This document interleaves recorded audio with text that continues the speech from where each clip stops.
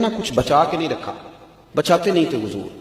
یہ حکم امت کو نہیں دیا کہ تم سارا کچھ اللہ کے راستے میں خیرات کرو۔ امت سے کہا کہ 40واں حصہ 2.5% زکوٰۃ، وہ بھی ہر روز نہیں، سال کے بعد، اور کچھ صدقات وہ بھی نفلی، ترغیب دلائی، فرض نہیں کیے۔ حج اس پر خرچ ہوتا ہے تو زندگی میں ایک بار، امت پر پابندی نہیں لگائی۔ بلکہ ایک صحابی سونے کا انڈا لے کے حضور کی بارگاہ میں آئے کہ یا رسول اللہ میرے پاس یہ ایک سونے کا انڈا تھا، میں لے آیا ہوں اور یہی ہے میرے پاس، اس کے علاوہ کچھ نہیں۔ ایک طرف سے لے کے آئے تو حضور نے رخ اس طرف کر لیا، ادھر سے آئے تو حضور نے ادھر کر لیا۔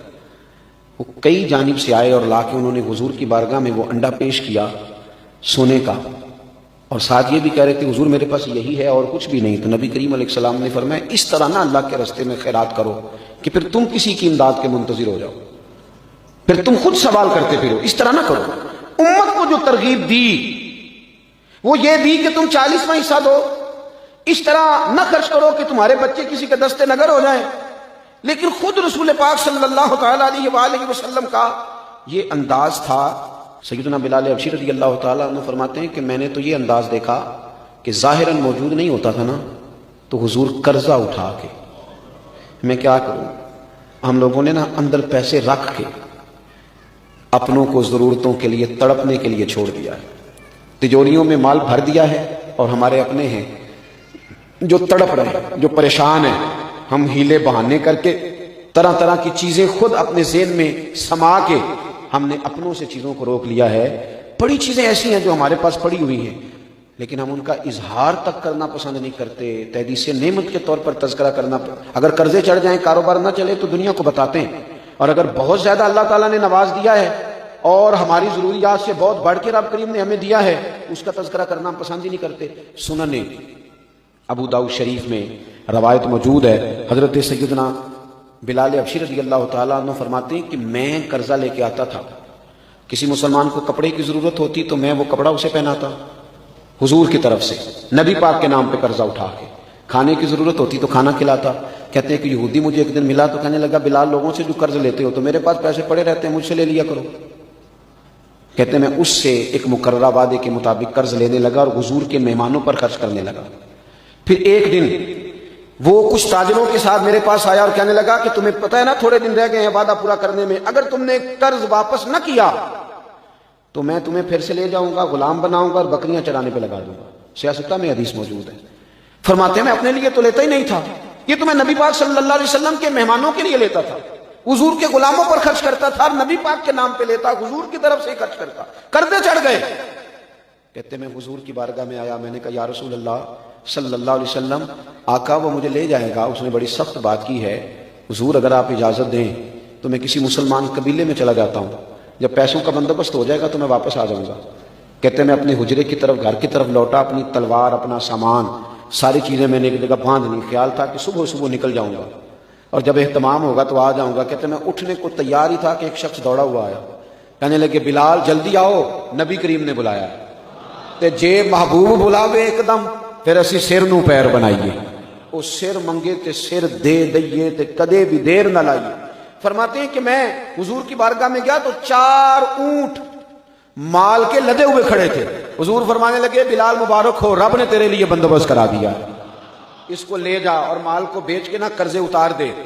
حضرت بلال حبشی کہتے ہیں میں وہ سامان لے گیا، میں نے قرضے اتار دیے، حضور کی بارگاہ میں آیا تو نبی کریم علیہ السلام نے فرمایا قرضے اتر گئے؟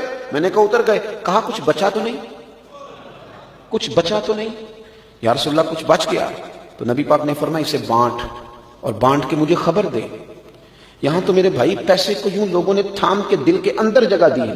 میں کہتا ہوں کہ اپنے تڑپ رہے ہیں، اپنے قریبی، لیکن یہ کہہ رہا ہو حالات بڑے خراب ہیں، اسے پتہ ہے کہ میں نے بڑا کچھ سنبھالا ہوا ہے، اور اپنے قریبی لوگوں کو ضرورت ہے، وہ دلدل میں گر رہے ہیں، یہ ہاتھ نہیں پکڑ رہا، قرض خواہ آ کے انہیں تکلیف دے رہے ہیں اور یہ آگے بڑھ کے تھوڑی سی امداد کرنے کو تیار نہیں ہوتا۔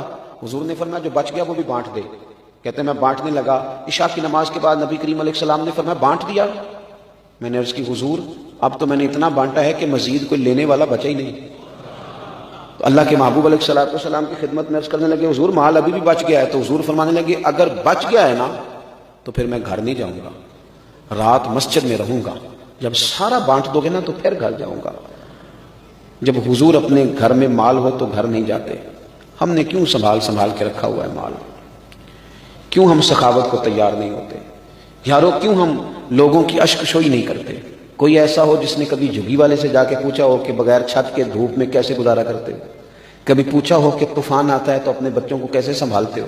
کبھی پوچھا ہو کہ شدید بارشوں میں تمہارا حال کیا ہوتا ہے؟ کبھی ہم نے کچی آبادیوں میں جا کے معلومات کی ہوں، کبھی ان گھروں میں جا کے دیکھا ہو جہاں بارش ہوتی ہے تو برتن رکھے جاتے ہیں کہ جہاں جہاں سے چھت بہ جائے گی، جہاں جہاں سے سوراخ سے پانی آئے گا وہ جگہ سمٹ جائے گی۔ اندر دولتوں کے ڈھیر کس لیے لگائیں؟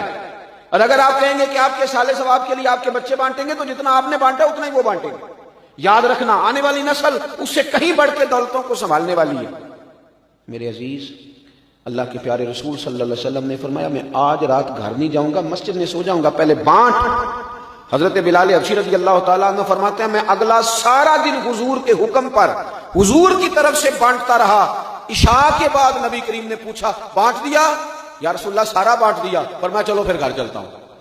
پھر حضور گھر گئے۔ حضرت بلال کہتے ہیں مجھے یوں لگتا ہے کہ حضور کی خواہش تھی کہ ایسا نہ ہو کہ میرے گھر میں مال پڑا ہو اور مجھے رب کی بارگاہ سے بلاوا آ جائے۔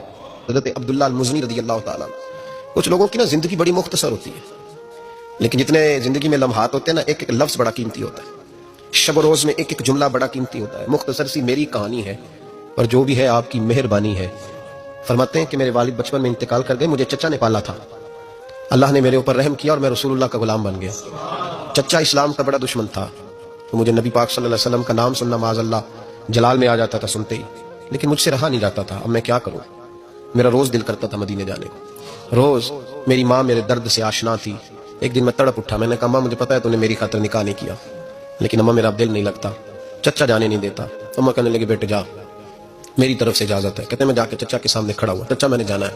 کہاں؟ پتا اسے تھا مسلمان ہے۔ کہاں جائے گا؟ میں نے کہا مجھے مدینے جانا ہے۔ کہتے ہیں وہ تو آگ بگولا ہو گیا۔ کہنے لگا تیرے پاس جو کچھ ہے سارا میرا دیا ہوا ہے۔ تو میں نے کہا چچا رکھ لے۔ کہا جیبوں میں جو ہے وہ بھی نکال دے۔ کہتے میں نے رکھ دیا۔ پھر جلال میں کہنے لگا یہ جو تو نے کپڑے پہنے یہ بھی میرے ہیں۔ حضرت عبداللہ المزنی کہتے ہیں میں نے وہ کپڑے بھی اتار کے دے دیے۔ میرا وجود ننگا ہو گیا۔ تینوں لب دیں آپ گواچے، سانو اپنی خبر نہ کوئی، ساتھوں پارے ککھ گلیاں دے، ککھ گلیاں دے۔ سانو آخدے لوگ شدائی، کیونکہ اسی ننگ نموس دا ساڑ کے چولا، گل پہنے تاج گدائی، آزم اپنا آپ گوایا ہے تا یار نے چاتی پائی۔ فرمانے لگے میں اماں کے پاس گیا، جا کے کہا اماں پہلے بھی تو میں ایک دن ننگا پیدا ہوا تھا، تو نے کپڑے دیے، پھر ننگا ہو گیا ہوں کپڑے دے۔ کہتے اماں نے 2 عورتوں والے لباس دیے، وہ پہن کے میں مدینے پہنچا۔ میں بڑی غربتوں میں آیا تھا، میں دیہاتی تھا، مجھے کچھ کرنا نہیں آتا تھا، پر مجھے یوں لگتا تھا کہ مدینے میں سب سے زیادہ عزت میری ہے، سب سے زیادہ۔ اللہ کے حبیب نے منع فرمایا کوئی اونچا اللہ اللہ نہ کرے، جب کوئی نماز پڑھ رہا ہو سو رہا ہو تو اس کے سامنے اونچا ذکر نہ کرو۔ کہتے میں ایک دن اونچا اونچا ذکر کر رہا تھا، اونچا اونچا میں ذکر کر رہا تھا، کیونکہ عشق لگا سی کھیڈا کھیڈ دی نوں، تے مینوں کھیڈا بھول گئیاں، میں کجل پایا سی یار دے ویکھنے نوں، پھر اودی یاد وچ روندیاں ہی ڈل گئیاں، حیدر شاہ اس گلی کدے نہ رلدی پر ہن تے رل گئیاں۔ کہتے میں اونچا ذکر کر رہا تھا تو حضرت عمر فاروق رضی اللہ تعالیٰ نے ڈانٹ دیا، فرمایا تجھے نہیں پتا حضور نے منع کیا؟ تو عمر نے ڈانٹا تو میں چھپ کے بیٹھ گیا کونے میں۔ حضور آئے نا نماز پڑھانے تو محبوب نے پتا کیا وہ عبداللہ کدھر ہے؟ کہتے میں کونے میں تھا۔ حضور نے فرمایا کیا ہوا؟ تو میں رو پڑا، میری عزت بڑی تھی نا مدینے میں، کبھی کسی نے کچھ نہیں کہا تھا۔ نبی کریم نے فرمایا کیا ہوا؟ عرض کی حضور کچھ نہیں۔ پھر بھی بتاؤ۔ کہتے میں رو پڑا، میں نے کہا یا رسول اللہ میری غلطی تھی تو سیدنا فاروق اعظم نے ڈانٹ دیا ہے۔ فرمایا ہوا کیا؟ یا رسول اللہ میں اونچا ذکر کر رہا تھا، اور بات بھی ٹھیک ہے، کچھ لوگ قریب نماز پڑھ رہے تھے، حضرت عمر نے منع کیا۔ نبی کریم علیہ الصلوۃ والسلام نے فرمایا بلاؤ نہ ذرا عمر کو، خود قانون حضور نے بنایا ہے کہ اونچا ذکر نہ کرے جب کوئی نماز پڑھ رہا، بلاؤ نا عمر کو۔ جناب عمر آئے تو حضور نے فرمایا عمر میرے عبداللہ کو کوئی نہ ڈانٹے، کسی ان پڑھ سے، کسی دیہاتی سے، کسی بھولے سے انداز دیکھے حضور کا، اسے کوئی نہ ڈانٹے۔ پھر حضور نے فرمایا تمہیں پتہ ہے یہ میرے لیے کتنی تکلیفیں برداشت کر کے آیا؟ صحابہ فرماتے ہیں یہ خوش نصیب ہے جس کی روح بھی محبوب کے ہاتھوں میں نکلی۔ اور جب جنازہ اٹھا تو حضور کی داڑھی سے ہم نے آنسوؤں کے قطرے ٹپکتے دیکھے۔ مدینے میں رواج تھا کہ قبر میں قریبی عزیز اتارا کرتے تھے، پر ان کا تو مدینے میں رشتہ دار ہی کوئی نہیں تھا۔ حضرت عمر فاروق اور جناب ابو بکر صدیق کہنے لگے ہم قبر میں اتارتے۔ جب ان دونوں نے اٹھایا قبر میں گئے تو کہتے ہیں کمال دیکھو اللہ کے رسول ہم دونوں سے پہلے قبر میں اتر گئے، اور حضور نے یل بتایا ون نہایا میں موجود ہے، کہا مجھے دو میں قبر میں اتارتا ہوں۔ کہتے ہیں حضور نے تنے تنہا پکڑا، تنے تنہا قبر میں اتارا، پسے مردن فرشتوں نے جو تلاشی لی تو کیا نکلا؟ فقط ایک دل کے گوشے سے خیال مصطفیٰ نکلا۔ نبی کریم علیہ السلام نے قبر میں رکھا اور ساتھ فرمایا اے اللہ میں آج شام تک اسے